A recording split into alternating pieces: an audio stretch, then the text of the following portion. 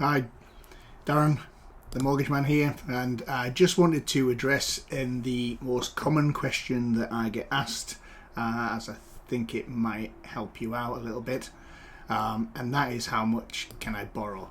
Now, I generally tell people that is also one of the most difficult questions to answer. And the reason is that every lender will calculate how much you can borrow in a completely different way. It's not all the same calculation from one lender to another. It used to be many years ago, it used to be a simple calculation of 3.5 times joint income or whatever it was. But now they all have their own calculation and they all differ.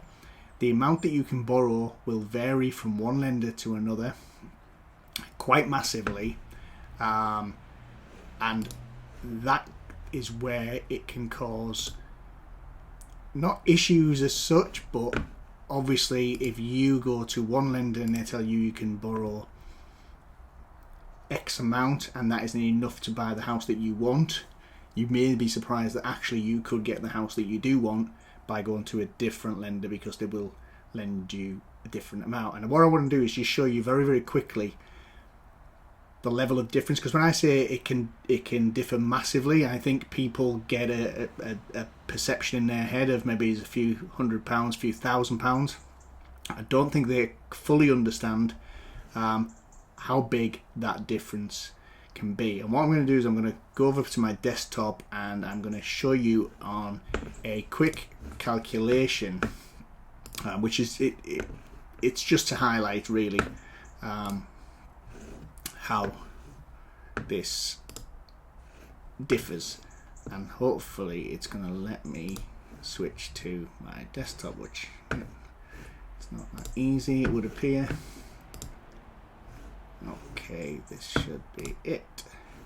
Okay, I'm going to switch over now and hopefully you can see that. So I've just created a client here,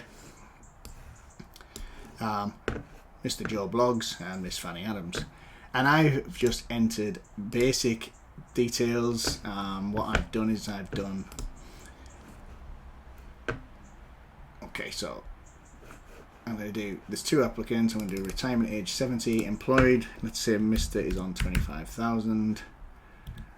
And let's say that Miss is on 11,000. And they've got a car which is £200 a month. No credit cards, council tax is about 130, £100 for that, £200 for that. I'm just making numbers up, to be fair.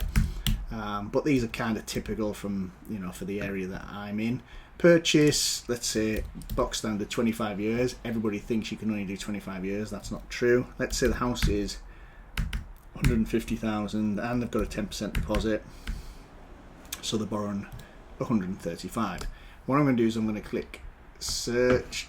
And I'm going to put in purchase there.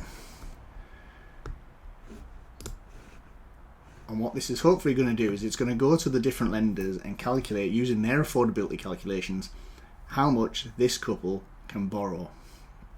And what you're going to see is they're going to come through. Green bars are saying that they can borrow the 135 that we have entered. Red, they can't.